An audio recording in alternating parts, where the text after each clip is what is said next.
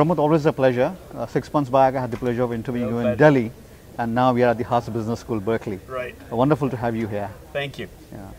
Pramod, you are a well-regarded, well-recognized leader, and no better person than you to ask this, that when India is competing at a global stage, before we get into the entrepreneurship question, because India is so young and so vibrant, how do we prepare our young generation to compete as the world's dominant workforce? Yes.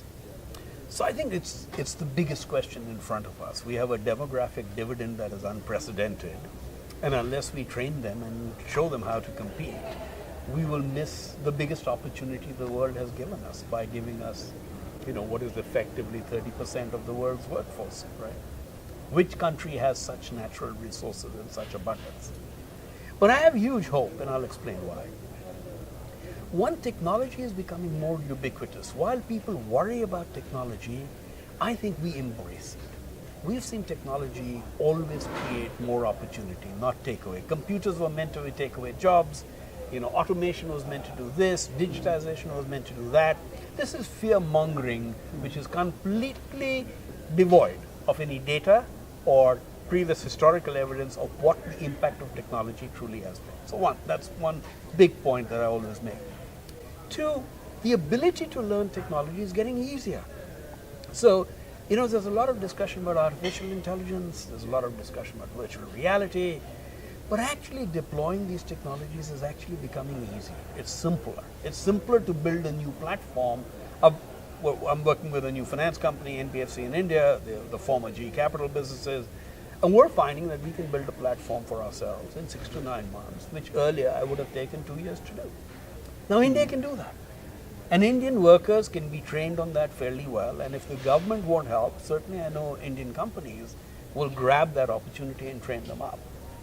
So I think the threat of technology is overblown in many cases. Will it take away X number of jobs? Yes, it will probably take away 20, 30% of jobs in the IT industry or the BPO industry.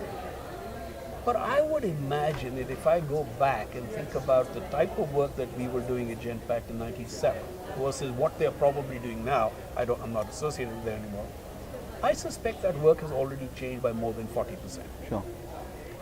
Does that mean we've grown less? No, we've grown faster. And the value add you can therefore deliver is actually greater. And therefore the profitability you should be able to make, the revenue per employee, all of those things will go up.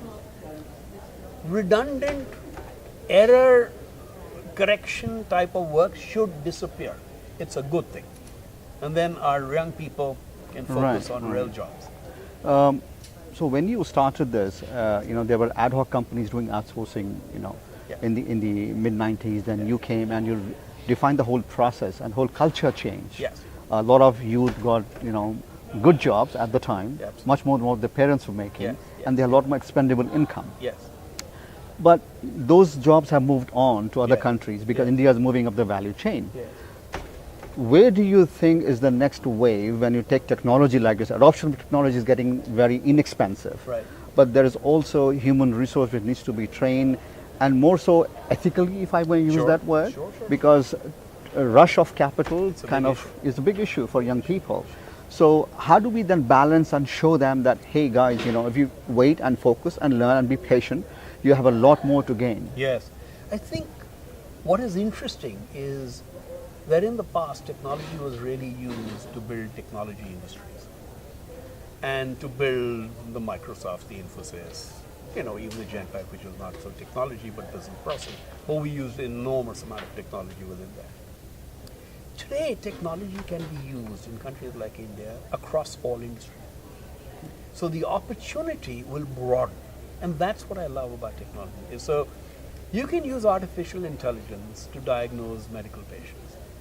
Now, it is the only way we will solve India's healthcare problems. It's not going to be solved by producing 5 times the doctors, 10 times the hospitals, all of that. That will take forever. So you can use it for that. You can use it for agriculture. You can use it for fertilizers. You can use it for housing. You can use 3D printers. So I think the opportunity that it will create is unprecedented. Financial inclusion has just brought 150 million more people into bank accounts and allowed them to participate in the economy in a way they could. products that we make now, certainly in my new company that I'm working with called CLIX, which is the former G Capital, as I said, we want to go global with these products. We want to do them in emerging economies. So if there's payroll lending that happens, if there's unsecured lending based on analytics and algorithms and artificial intelligence, all of this is stuff I can now do.